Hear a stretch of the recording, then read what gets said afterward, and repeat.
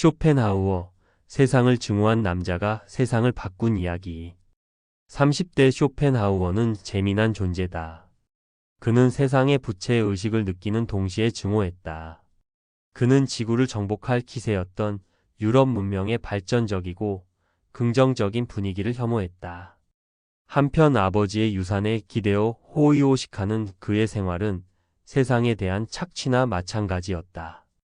인류가 고통받는다고 외치면서 정작 자신은 프랑크푸르트의 좋은 레스토랑에서 식사하고 좋은 와인을 마시고 플루트를 연주하며 저녁을 보냈다. 이것이 쇼펜하우어다. 위선적이고 냉소적이며 그러면서도 어딘가 슬프고 그리고 결국 옳았던 사람. 그런데 이 사람은 대체 어디서 왔는가? 무엇이 한 인간을 이토록 철저하게 세상과 불화하도록 만들었는가? 이야기는 1788년 2월 22일 단치, 지금의 폴란드 그단스크에서 시작된다. 아르투어 쇼펜하우어가 태어난 집안은 부유한 상인 가문이었다. 아버지 하일리 플로리스 쇼펜하우어는 단치에서 손꼽히는 상인이었다. 똑똑하고 독립심이 강했으며 무엇보다 자유를 숭배했다. 그는 영국을 흠모했다. 영국의 자유주의, 영국의 합리주의, 영국의 상업 정신. 그가 아들에게 붙여준 이름 아르투어도 영국식, 프랑스식, 독일식 어디서나 통하는 이름으로 고른 것이었다. 아이가 어느 나라에서 장사를 하든 이름 하나는 문제없게 하려는 실용적인 아버지의 계산이었다. 하일리는 아들을 대상인으로 키우려 했다. 학자, 철학자, 그런 건 그의 계획표에 없었다. 그래서 아르투어가 9살이 되던 해 하일리는 아들을 프랑스 르아브르로 보냈다. 사업 파트너의 집에 맡겨 프랑스어를 배우게 하고 상인의 감각을 익히게 하려는 것이었다. 어린 아르투어는 그렇게 부모와 떨어져 낯선 나라에서 2년을 보냈다. 프랑스어는 완벽하게 익혔다. 그리고 혼자라는 감각도. 아버지 하일리는 단호하고 냉정한 사람이었다. 사랑이 없는 것은 아니었지만 그 사랑을 표현하는 방식은 온기보다 요구에 가까웠다. 기대, 계획, 조건. 아르투어는 아버지가 자신을 사랑한다는 것을 알았지만 그 사랑 안에서 늘 무언가를 증명해야 했다. 그리고 어머니가 있었다. 요한나 쇼펜하우어. 이 여자를 어떻게 설명해야 할까? 그녀는 훗날 독일에서 가장 유명한 여성 작가 중 한 명이 된다. 살롱을 열고 귀족과 예술가들을 초대하고 괴테와 친구가 된다. 재기발랄하고 사교적이며 글을 잘 쓰는 여자. 그런데 그녀에게는 치명적인 결함이 하나 있었다. 모성이 없었다. 아니, 정확히 말하면 그녀는 아들을 사랑했다. 하지만 그 사랑보다 자기 자신을 더 사랑했다. 아르투어가 철학에 빠져들수록 그것이 어머니의 가벼운 삶을 비추는 거울처럼 느껴질수록 둘의 사이는 벌어졌다. 아르투어는 어머니를 경멸했고 어머니는 아들을 불편해했다. 훗날 요한나는 아들에게 편지를 쓴다. 너는 함께 있기 불편한 사람이다. 나는 내가 있을 때 행복하지 않다. 아들에게 이런 말을 할 수 있는 어머니라면 그 집안의 분위기를 짐작할 수 있을 것이다. 쇼펜하우어의 평생에 걸친 여성 혐오는 여기서 시작되었다는 분석이 많다.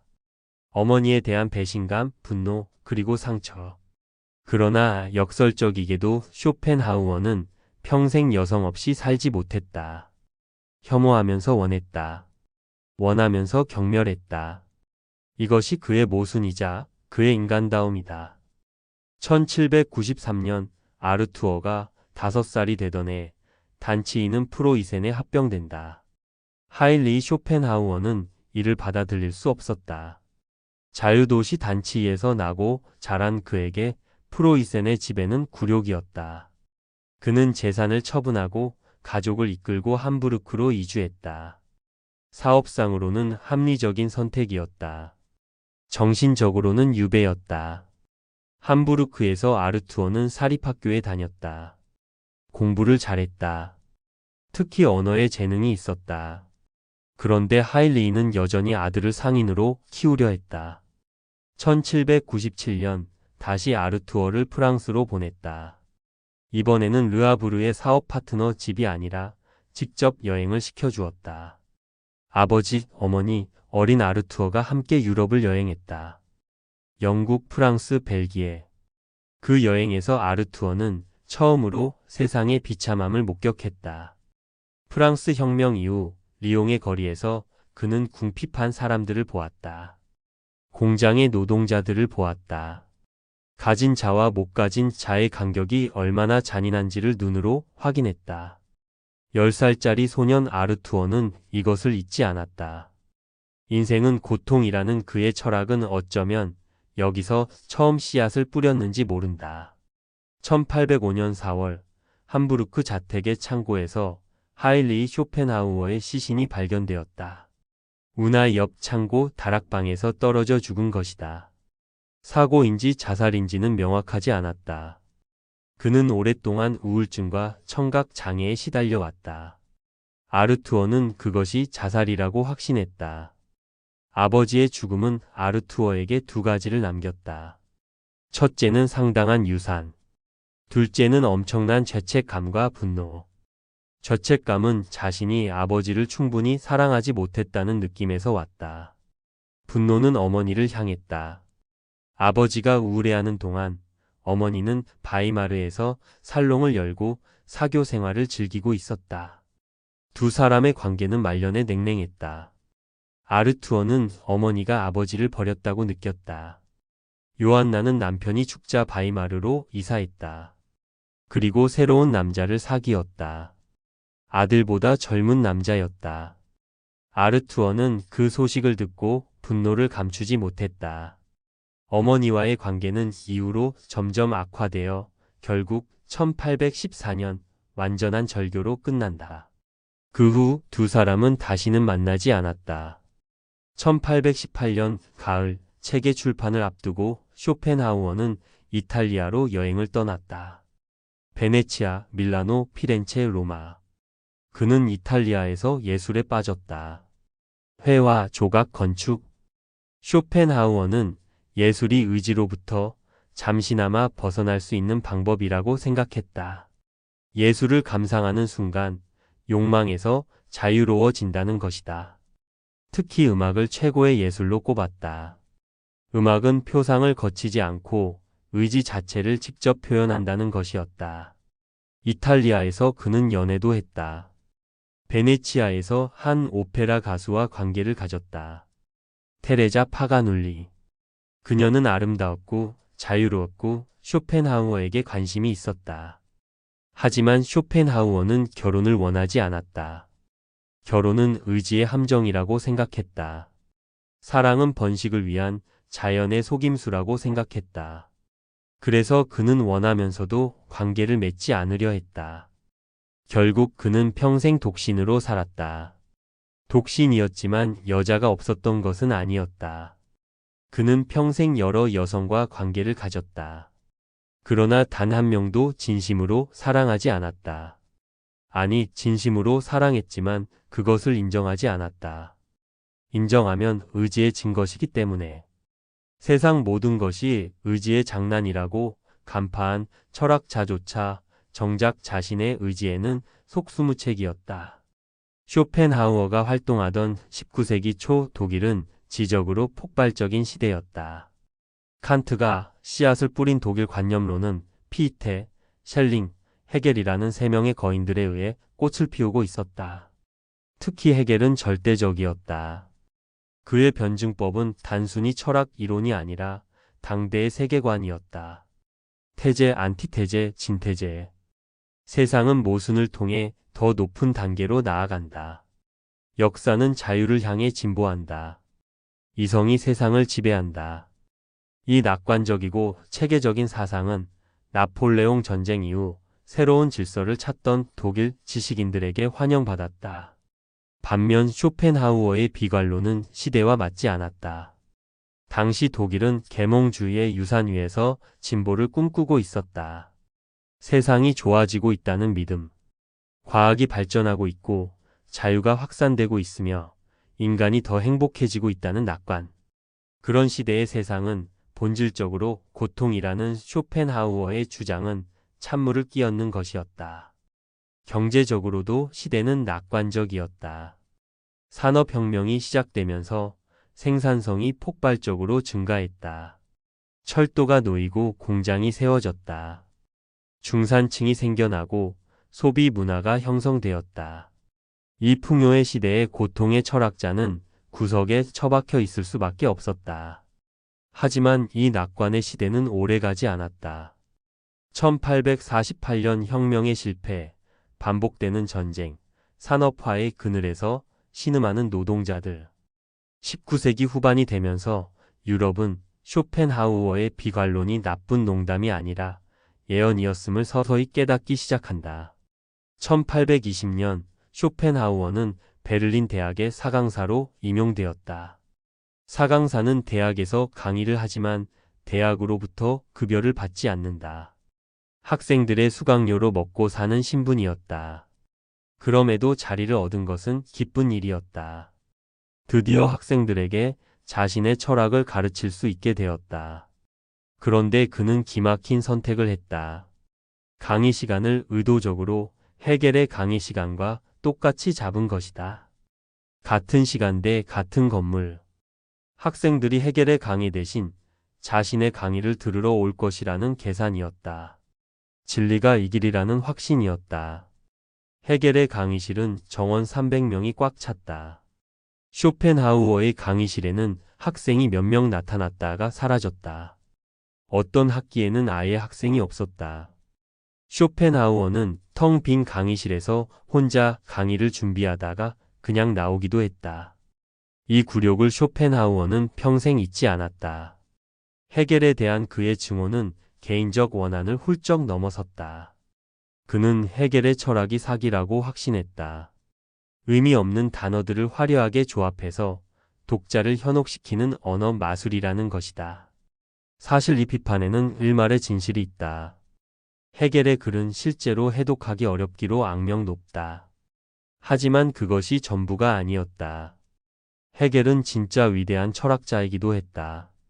쇼펜하우어는 그것을 인정하지 않았다. 훗날 쇼펜하우어는 헤겔을 두고 이런 말을 남겼다.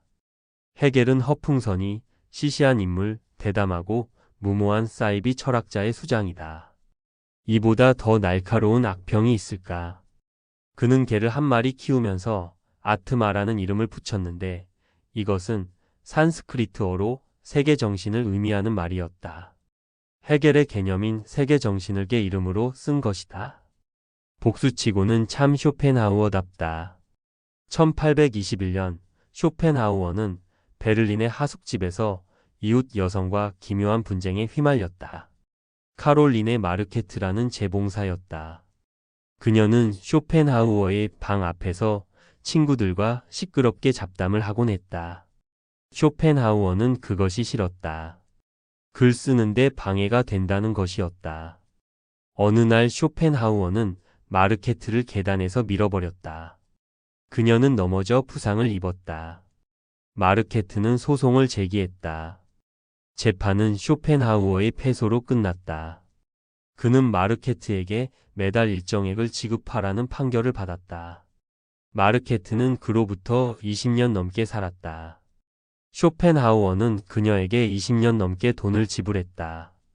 그녀가 죽었을 때 쇼펜하우어는 이렇게 썼다. 노파는 죽었다. 짐이 떨어졌다. 라틴어로 쓴 이 문장은 그의 잔인함과 유머가 동시에 담겨 있다. 노파와 짐. 라틴어에서 이 두 단어는 발음이 비슷하다. 말장난이다. 여자를 계단에서 밀고 20년 동안 보상금을 내면서도 농담을 잃지 않는 사람. 이것이 쇼펜하우어다. 1831년 베를린의 콜레라가 창궐했다. 당시 콜레라는 공포의 전염병이었다. 도시를 휩쓸며 사람들을 죽였다. 헤겔도 이에 콜레라로 죽었다. 쇼펜하우어는 베를린에서 도망쳤다. 이발사에게 면도를 맡기는 것도 불안해하던 그였다. 면도칼로 무슨 짓을 할지 모른다는 것이었다. 하물며 콜레라라니. 그는 프랑크푸르트로 이사했고 그곳에서 여생을 보냈다. 헤겔이 죽었다는 소식을 들었을 때 쇼펜하우어는 어떤 감정을 느꼈을까? 기쁨? 허무? 아니면 무언가 허전함? 평생의 적이 사라진 것이다. 이제 독일 철학의 왕좌를 차지할 기회가 왔는가? 하지만 현실은 달랐다. 헤겔이 죽어도 헤겔주의자들은 살아 있었다. 그리고 아무도 여전히 쇼펜하우어에게 관심이 없었다. 인생이 고통이라면 우리는 어떻게 해야 하는가? 쇼펜하우어는 이 질문에서 도망가지 않았다. 그는 세 가지 탈출구를 제시한다. 첫 번째는 예술이다. 예술을 창작하거나 감상하는 순간 인간은 욕망에서 잠시 해방된다. 특히 음악이 그렇다. 음악은 의지 자체를 표현하기 때문에 음악을 들을 때 우리는 의지의 본질과 대면하면서 동시에 그것으로부터 물러선다.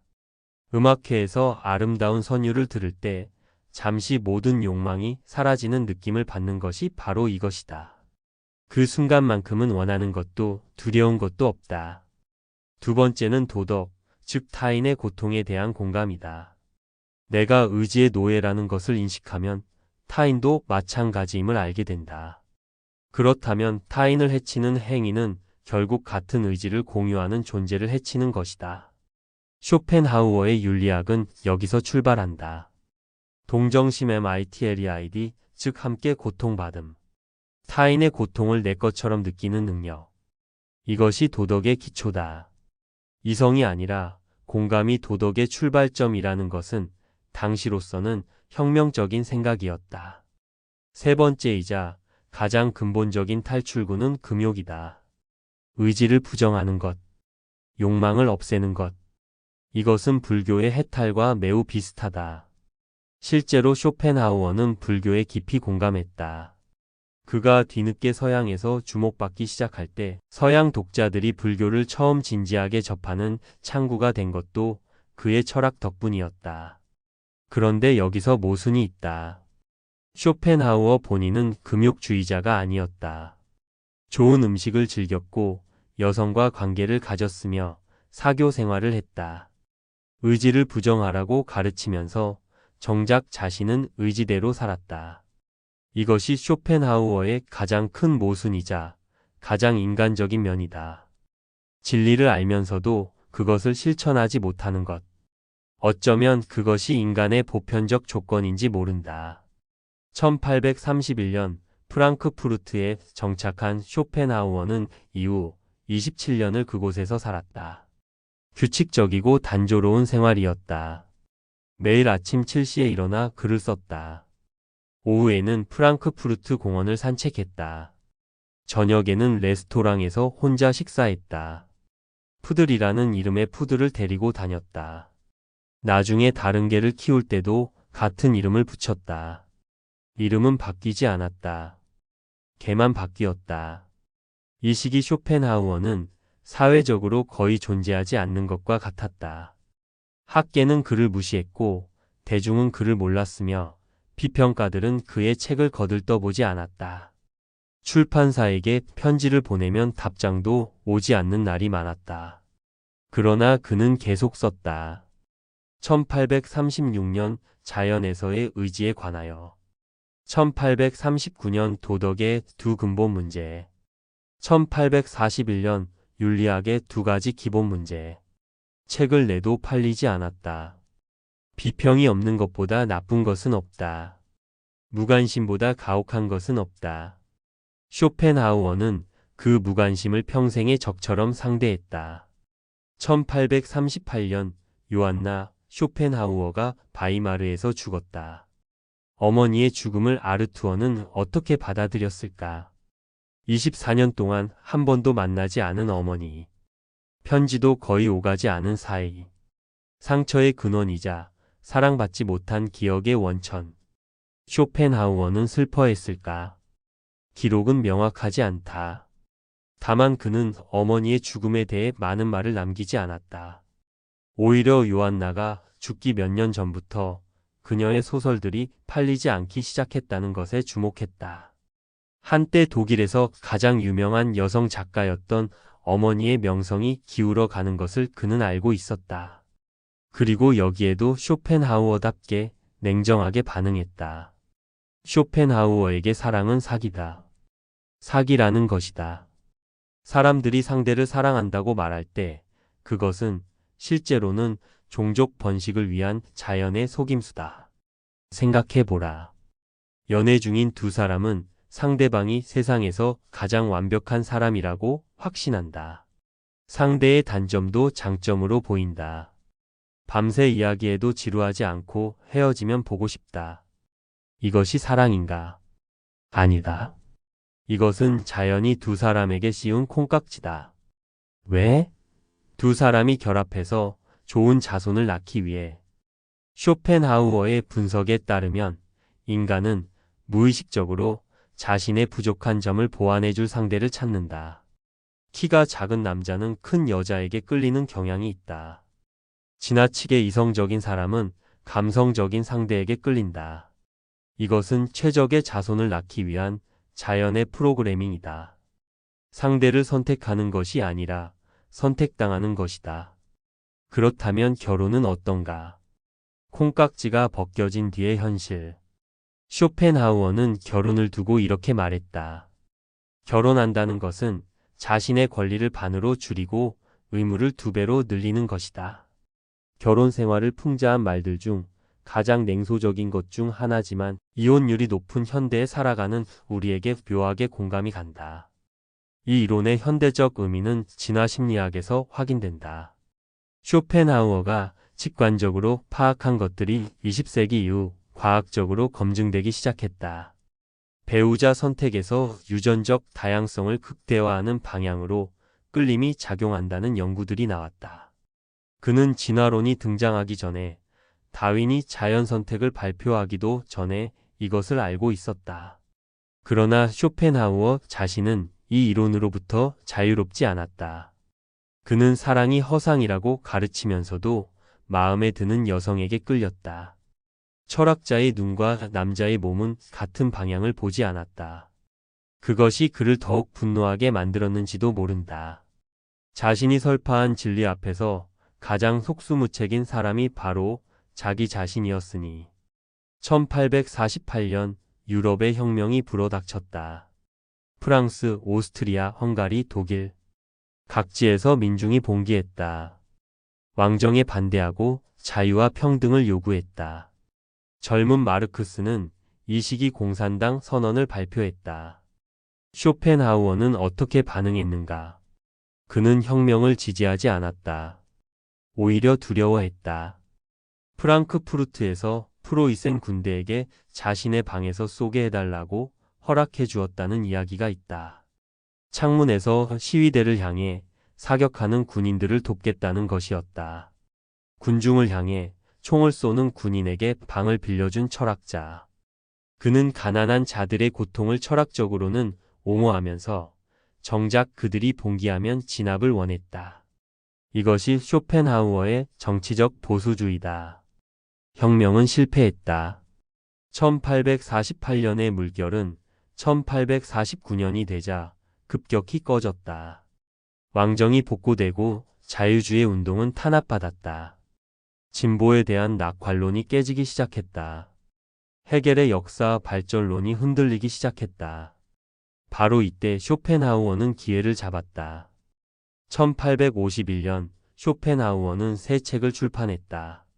소품과 부록 PARERG의 언득 PARALIPOMENA. 이 제목은 번역하면 부록과 보유 정도가 된다. 제목부터가 겸손한 척했다. 부록이라고? 이건 부록이 아니었다. 이것은 쇼펜하우어의 가장 읽기 쉽고 가장 재미있으며 가장 날카로운 책이었다. 의지와 표상으로서의 세계가 무거운 교양곡이라면 소품과 부록은 재기발랄한 재지였다. 철학적 깊이는 유지하면서도 독자에게 친절해졌다. 에세이 형식으로 쓰인 이 책은 인생론, 글쓰기론, 여성론, 명예론 등 다양한 주제를 다뤘다. 대화할 수 있는 철학, 살아있는 지혜였다. 이 책이 출판된 후 기적 같은 일이 일어났다. 사람들이 읽기 시작했다. 처음에는 소수였다. 그러다가 퍼졌다. 영국의 문예지 웨스트민스터 리뷰에 쇼펜하우어를 소개하는 글이 실렸다. 독일 신문들이 그를 주목하기 시작했다. 대학가에서 그의 이름이 오르내렸다. 60대 노인 쇼펜하우어는 갑자기 유명인이 되었다. 1848년 혁명의 실패는 유럽 지성계에 깊은 상처를 남겼다. 계몽주의로부터 이어져 온 진보에 대한 믿음, 이성으로 세상을 바꿀 수 있다는 낙관주의가 흔들렸다. 자유, 평등, 박애를 외쳤지만 결국 실패했다. 왕정은 돌아왔고 민중은 다시 억압받았다. 이 배경에서 쇼펜하우어의 비관론은 다르게 보이기 시작했다. 그것은 패배주의가 아니었다. 현실직시였다. 인간이 근본적으로 선하다는 가정, 이성이 결국 승리한다는 믿음, 역사가 진보한다는 확신. 이것들이 하나씩 의심받기 시작할 때 세상은 의지로 가득 찬 고통의 공간이라는 쇼펜하우어의 진단이 설득력을 얻었다. 또한 산업화의 그늘도 보이기 시작했다. 공장 노동자들의 비참한 삶, 도시 빈민굴, 아동 노동, 발전의 이면에 있는 착취. 이것을 보면서 사람들은 세상이 과연 나아지고 있는지 의심하기 시작했다. 쇼펜하우어는 처음부터 이것이 인간의 조건이라고 말하지 않았는가. 더불어 다윈의 진화론이 1859년에 발표되면서 쇼펜하우어의 사상은 새로운 과학적 맥락을 얻었다. 자연선택, 생존경쟁, 맹목적 진화의 힘. 이것은 쇼펜하우어가 말한 맹목적 의지와 놀라울 정도로 유사했다. 쇼펜하우어가 철학적으로 직관한 것을 다윈이 생물학적으로 증명하는 것처럼 보였다. 1850년대 프랑크푸르트 사람들은 산책하는 노인을 알아보기 시작했다. 흰 머리, 작은 키, 언제나 곁에 있는 푸들. 그것이 쇼펜하우어였다. 신문에 인터뷰가 실렸다. 젊은 철학도들이 그를 찾아왔다. 편지가 쏟아졌다. 쇼펜하우어는 이 뒤늦은 명성을 즐겼다. 아니, 즐겼다는 말로는 부족하다. 탐닉했다. 평생 무시당하고 비웃음 받고 텅 빈 강의실에서 강의를 준비하던 사람이 이제 유명인이 된 것이다. 그는 자신을 칭찬하는 편지를 꼼꼼히 스크랩했다. 좋은 비평이 나오면 여러 부를 사서 지인들에게 보냈다. 세상은 쓰레기라고 말하며 시도 때도 없이 인간 따위를 읊조리던 염세주의 철학자는 성공하고 나자 그만 무해하게 낙천적인 사람이 되어버렸다. 물론 여전히 날카롭고 비판적이었다. 하지만 그 날카로움에 이제 여유가 섞였다. 쇠사슬에서 풀려난 개처럼 그는 자유로웠다. 그런데 이 여유로움이 그를 좀 더 솔직하게 만들었다. 평생 여성을 혐오한다고 주장했지만 정작 자신의 집에서는 여성 가정부에게 의존했다. 인간관계를 혐오한다고 했지만 실제로는 레스토랑에서 사람들과 대화하기를 즐겼다. 고독이 최고라고 했지만 방문자가 없으면 서운해했다. 쇼펜하우어에게 예술은 단순한 오락이 아니다. 그것은 구원의 한 형태다. 다시 의지 이야기로 돌아가자. 의지는 욕망이다. 욕망은 고통을 만든다. 그렇다면 욕망에서 벗어나는 순간 고통도 잠시 멈춘다.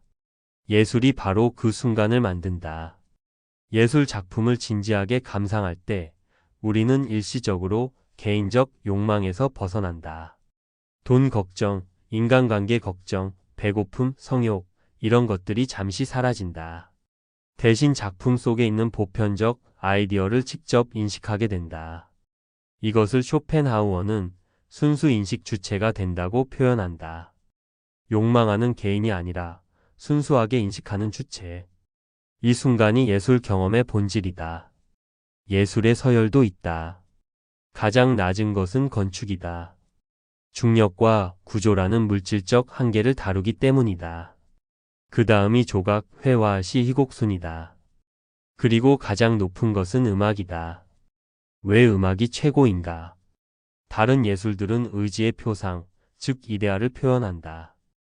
회화는 인간의 아름다움이라는 이데아를 표현하고 조각은 형태의 이데아를 표현한다. 하지만 음악은 이데아조차 거치지 않고 직접 의지 자체를 표현한다. 음악은 세상의 본질과 가장 직접적으로 연결된 예술이다. 베토벤의 교향곡을 들을 때 우리가 느끼는 압도감, 쇼팽의 녹턴에서 느끼는 슬픔, 바흐의 푸가에서 느끼는 수학적 아름다움. 이것들은 단순히 아름다운 소리가 아니다. 세상의 본질이 소리의 형태로 우리에게 말을 거는 것이다. 현대적으로 보면 쇼펜하우어의 음악론은 우리가 왜 음악에 그토록 깊이 감동받는지를 설명해준다. 가사 없는 음악에서도 우리는 기쁨, 슬픔, 갈망, 해방을 느낀다. 그것은 의지 자체가 소리를 통해 직접 말을 걸기 때문이다. 슬픔을 느낄 때 슬픈 노래를 찾는 것도, 기쁠 때 신나는 음악을 틀어야 하는 것도 결국 우리 안의 의지가 그 공명을 원하기 때문이다. 쇼펜하우어의 여성 혐오는 유명하다. 그는 여성을 두고 어린 시절과 노년의 중간에 있는 존재라고 했다. 여성은 추상적 사고 능력이 부족하다고 했다. 여성은 직관적이지만 체계적 사유를 못한다고 했다. 이것은 틀렸다. 틀린 것은 틀렸다고 말해야 한다. 쇼펜하우어의 여성론은 편견이고 오류이며 당대의 가부장적 세계관을 내면화한 것이다. 그의 어머니에 대한 상처가 투영된 것이기도 하고 그가 원했지만 진정한 관계를 맺지 못한 여성들에 대한 방어적 반응이기도 하다. 그런데 여기서 재미있는 것이 있다. 쇼펜하우어가 가장 존경한 사람들 중에는 여성이 있었다. 그는 스페인 신비주의 작가 마달레나 데 파스를 인용했다. 인도 철학의 영향을 받아 금욕적 성자들을 이야기할 때 여성 성자들도 포함시켰다. 이론적으로는 여성을 폄하하면서 구체적인 개인들 앞에서는 그것을 따르지 않는 모순. 그리고 그의 가장 큰 모순은 이것이다.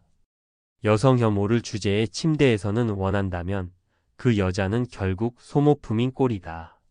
그는 여성을 이론적으로 비하하면서 실제로는 필요로 했다. 그것은 그의 철학이 말하는 의지의 강제력을 본인 스스로 증명하는 셈이었다. 1850년대 중반 쇼펜하우어는 프랑크푸르트의 명물이 되었다.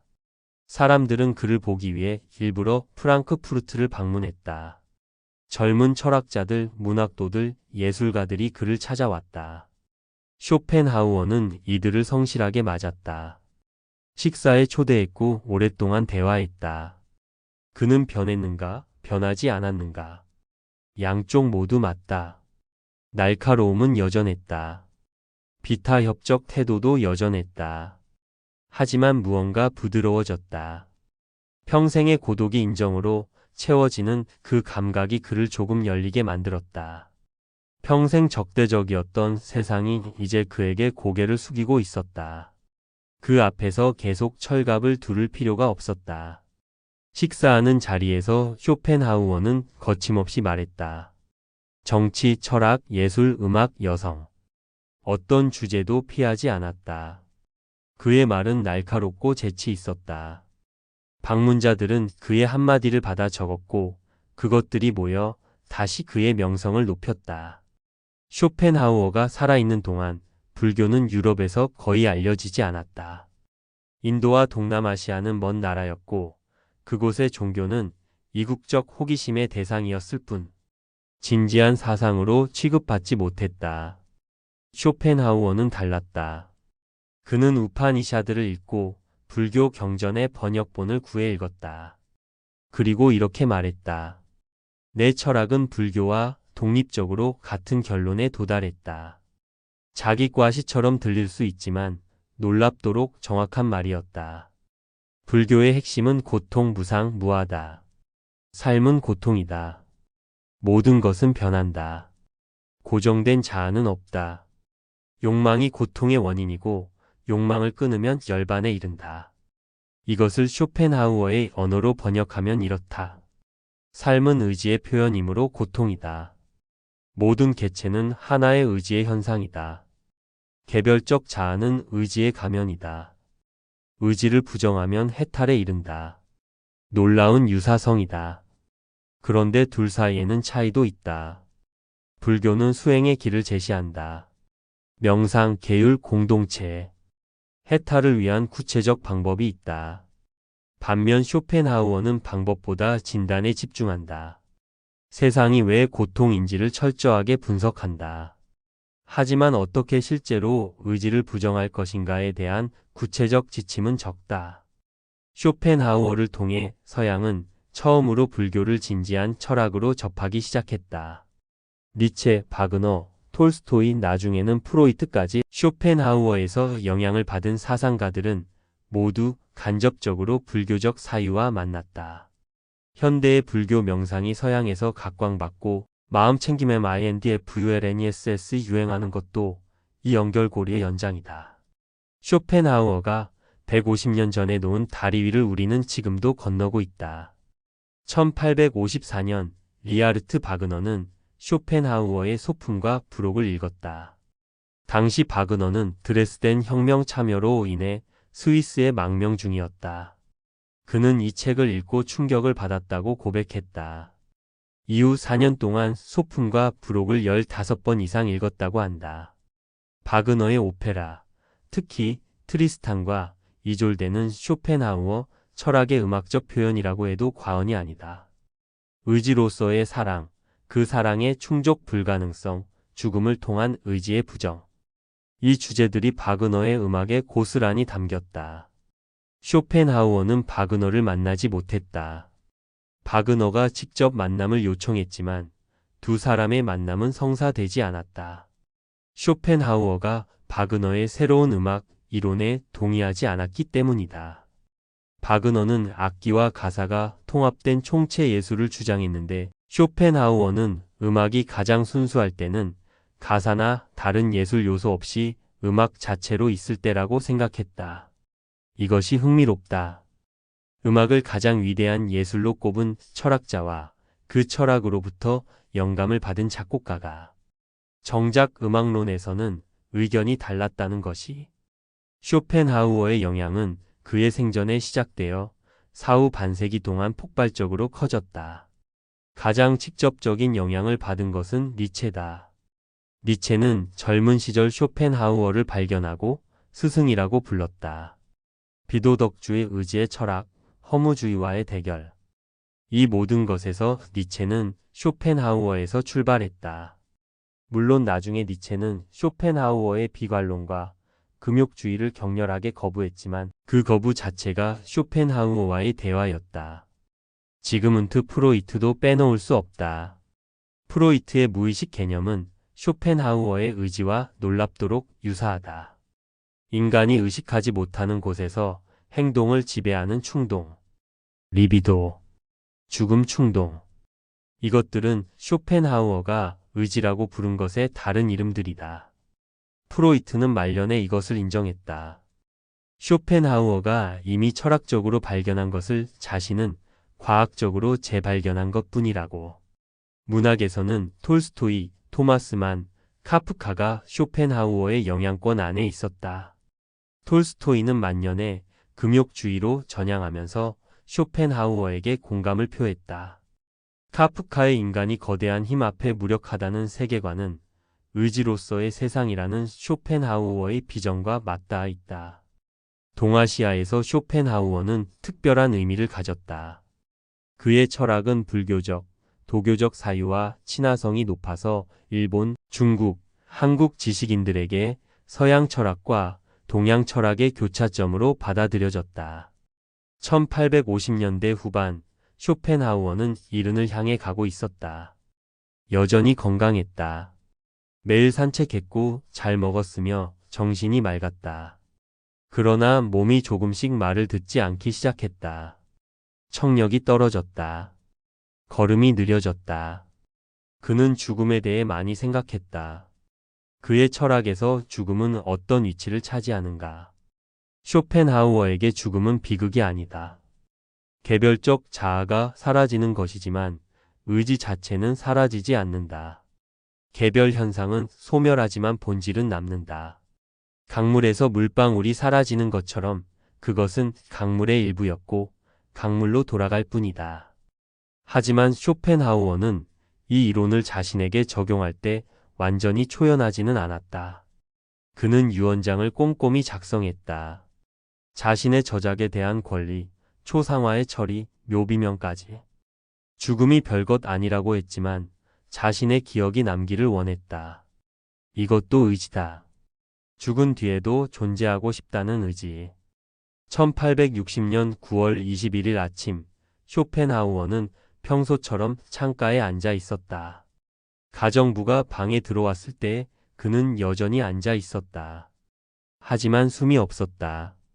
폐렴으로 인한 호흡 부전이었다. 72세였다. 그는 혼자 죽었다. 가족도 없었고 친구도 없었다.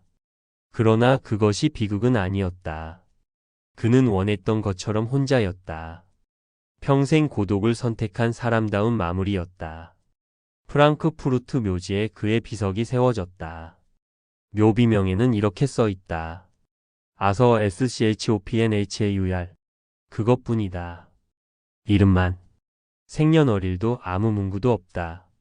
그가 직접 원한 것이었다. 그의 이름으로 충분하다는 것. 이름이 그 자체로 설명이 되길 바랐던 것이다. 오만이었을까? 아니면 진정한 자신감이었을까? 어쩌면 둘 다였겠지. 쇼펜하우어가 죽은 지 160년이 넘었다. 그의 철학은 어떻게 살아남았는가? 니체는 그를 발판 삼아 넘어섰다. 프로이트는 그를 과학적으로 재구성했다. 바그너는 그를 음악으로 표현했다. 톨스토이는 그를 소설에 녹였다. 그리고 20세기 말, 21세기 초, 쇼펜하우어는 다시 돌아왔다. 왜 돌아왔는가? 우리가 사는 세상이 그가 말한 것과 너무 닮았기 때문이다. 소셜미디어는 의지의 가장 완벽한 구현체다. 더 많은 좋아요, 더 많은 팔로워, 더 많은 반응. 충족되지 않는 욕구가 끊임없이 재생산된다. 명품 소비, 과시적 삶, 비교와 경쟁. 쇼펜하우어는 이것을 의지의 맹목성이라고 불렀을 것이다.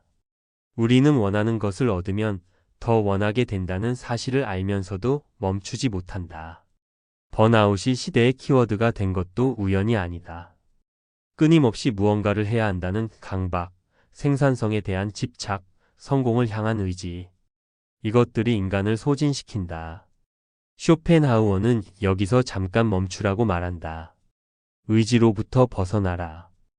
음악을 듣고 예술을 감상하고 잠시 욕망을 내려놓아라. 쇼펜하우어는 인간관계에 대해서도 날카로운 이야기를 남겼다. 고슴도치 딜레마라고 알려진 이것은 그의 우화 중 가장 유명한 것이다. 추운 겨울날 고슴도치들이 서로의 체온을 나누기 위해 모인다. 너무 가까이 붙으면 서로의 가시에 찔린다. 너무 멀리 떨어지면 추워서 얼어 죽는다. 고슴도치들은 수많은 시도 끝에 최적의 거리를 찾아낸다. 서로를 따뜻하게 해줄 만큼 가깝지만 서로를 찌르지 않을 만큼 먼 거리. 이것이 인간관계다. 너무 가까우면 상처를 준다. 너무 멀면 외롭다. 인간은 평생 이 거리를 조정하며 살아간다. 연인 사이에서, 가족 사이에서, 친구 사이에서. 상대가 나를 찌를 것이 두려워 밀어내고 그러면서 외로워서 다시 당긴다. 쇼펜하우어는 이 딜레마에서 완전한 해결책은 없다고 말한다. 내면의 따뜻함을 가진 사람들, 즉 자신 안에서 충분한 온기를 만들어낼 수 있는 사람들은 남과 큰 거리를 두어도 살아갈 수 있다. 하지만 대부분의 사람들은 그럴 수 없기 때문에 끊임없이 이 거리 조정의 게임을 한다. 현대 심리학이 말하는 애착 이론 어태치먼트 시리은 이 고슴도치 딜레마의 과학적 버전이다. 불안 애착, 회피 애착, 안정 애착. 우리가 타인과 관계 맺는 방식의 패턴. 쇼펜하우어는 심리학 이전에 이미 인간관계의 본질을 우화 하나로 포착했다. 이 우화는 현대에 더 절실하게 다가온다. 디지털 연결로 어느 때보다 가깝지만 어느 때보다 외로운 시대에 수백 명의 SNS 친구를 가지면서도 진짜 대화 상대가 없는 사람들. 고슴도치들이 이제는 스마트폰 화면을 통해 서로를 찌르고 있다. 이제 쇼펜하우어를 어떻게 볼 것인가? 그는 위대한 철학자였는가? 의심할 여지 없이 그렇다. 그는 서양 철학의 지평을 바꿨다. 이성 중심의 낙관론의 균열을 냈다. 동양 철학과 서양 철학의 다리를 놓았다. 의식, 무의식, 욕망이라는 개념들을 철학의 중심에 올려놓았다. 그는 좋은 인간이었는가? 여기서는 쉽게 답할 수 없다. 그는 여성을 비하했다. 혁명을 탄압하는 군대를 도왔다. 이웃을 계단에서 밀었다. 어머니와 24년 동안 연락을 끊었다. 냉정하고 자기중심적이며 때로는 잔인했다. 하지만 그는 또한 진실을 말했다. 자신이 보는 세상의 진실을 아무도 원하지 않을 때도 아무도 듣지 않을 때도 말했다. 30년 동안 무명의 고독 속에서도 포기하지 않았다. 그리고 72세에 죽는 순간까지 자신의 철학을 배신하지 않았다. 글을 쓰고 생각하고 정직하게 살았다. 어쩌면 그것으로 충분한지 모른다. 완벽한 인간을 기대하는 것, 그것이야말로 쇼펜하우어가 경계한 낭만적 환상이 아닐까. 그는 인간이 의지의 산물이고 모순 덩어리이며 이상과 현실 사이에서 평생 허우적거린다고 말했다. 그리고 그 자신이 그 명제에 가장 충실한 증거였다. 쇼펜하우어가 21세기에 다시 주목받는 이유는 무엇인가? 알랭드 보통, 브라이언 맥이 같은 대중 철학자들이 그를 현대적 맥락에서 재해석하면서 새로운 독자들을 불러 모았다. 인터넷에서 그의 어록이 퍼지고 유튜브에 그의 철학을 설명하는 채널들이 생겨났다. 가장 큰 이유는 공감이다. 쇼펜하우어의 진단이 맞아떨어지는 시대를 우리가 살고 있기 때문이다. 성취해도 행복하지 않은 사람들, 원하는 것을 얻어도 다시 새로운 것을 원하게 되는 사람들, 인간관계에서 상처받고 사랑에서 실망하고 세상의 부조리 앞에 무력한 사람들. 이들에게 쇼펜하우어는 당신이 이상한 게 아니라 세상이 원래 그렇다고 말한다.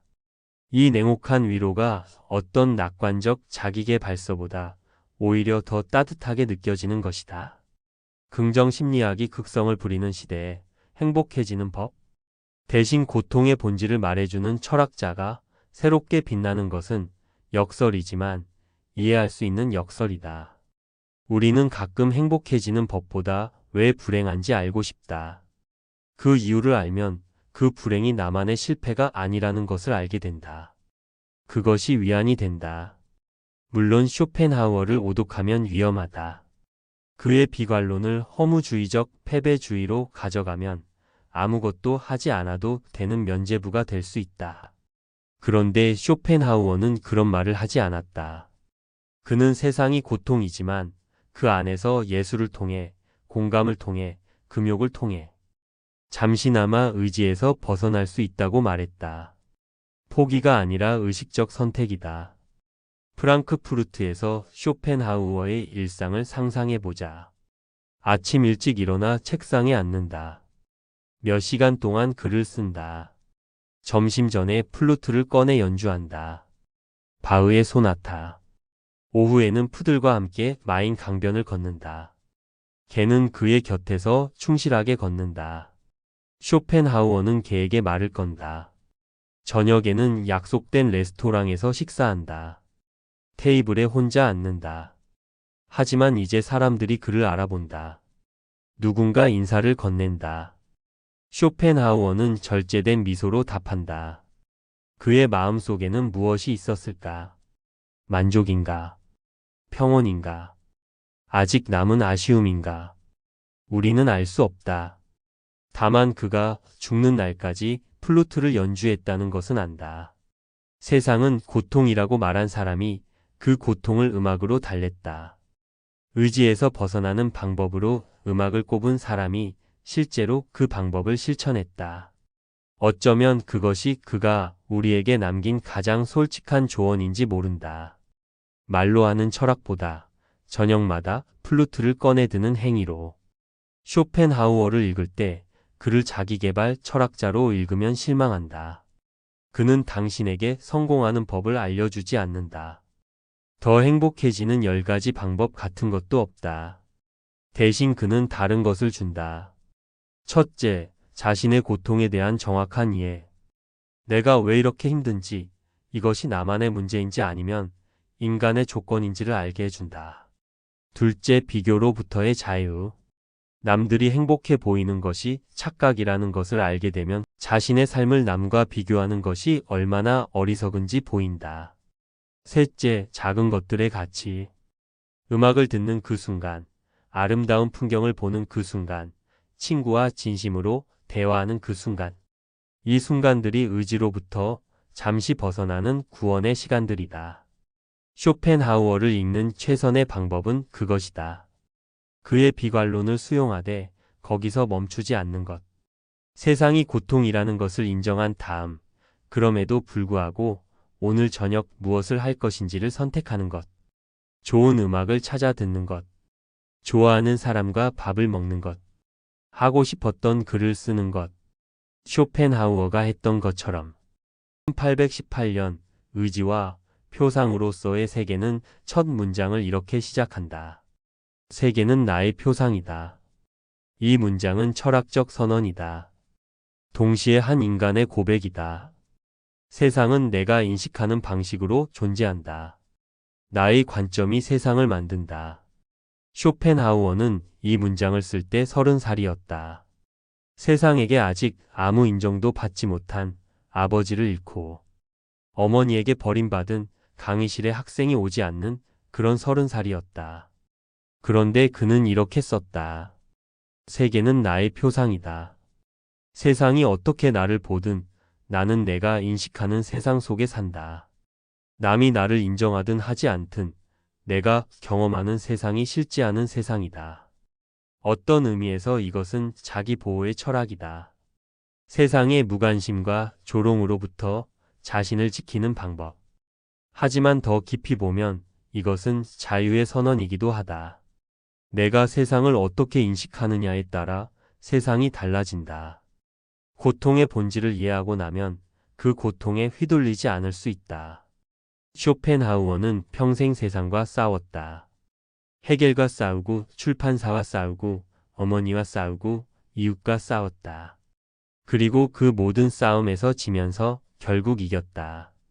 그가 이긴 것은 명성 때문이 아니다. 세상이 뒤늦게 그를 인정했기 때문도 아니다. 그는 자신이 생각하는 진실을 끝까지 말했기 때문에 이겼다. 누가 들든 듣지 않든, 책이 팔리든 팔리지 않든, 강의실이 차든 비든, 우리는 모두 어떤 의미에서 쇼펜하우어다. 인정받고 싶지만 인정받지 못하고, 사랑하고 싶지만 상처받고, 진실을 말하고 싶지만 침묵을 강요받는다. 세상의 의지에 끌려다니면서 동시에 그것에서 벗어나고 싶다. 쇼펜하우어는 그 모순에서 도망가지 않았다. 모순을 있는 그대로 바라보고 이름을 붙이고 글로 썼다. 그것이 그의 철학이고 그것이 그의 삶이었다. 그러므로 오늘 저녁 플루트를 꺼내라. 당신에게 플루트가 없다면 좋아하는 음악을 틀어라. 잠시 욕망을 내려놓고 소리에 귀를 기울여라. 그것이 쇼펜하우어가 말한 의지로부터의 짧은 해방이고 우리가 이 고통스러운 세상에서 기쁨을 찾는 방법이다. 세계는 나의 표상이다. 그리고 지금 이 순간 그 표상은 당신의 것이다.